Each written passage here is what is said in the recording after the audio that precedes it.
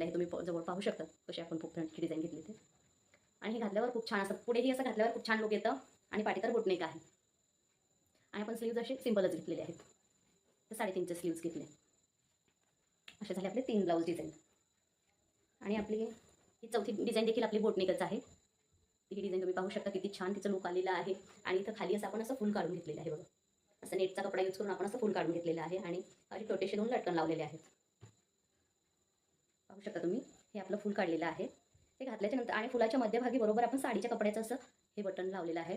जे मी तयार करून असं पाहिजे त्या कलरचे तुम्हाला मागच्या व्हिडिओमध्ये मी दाखवलेलंच आहे की आपण हे फुल कसं तयार करून, म्हणजे बटन कसं तयार करून हे फुलांमध्ये किंवा डिझाईनमध्ये आपण लावतो ते.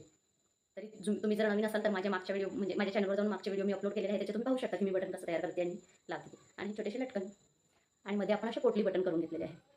हे बघा, असे पोटली बटन करून घेतले.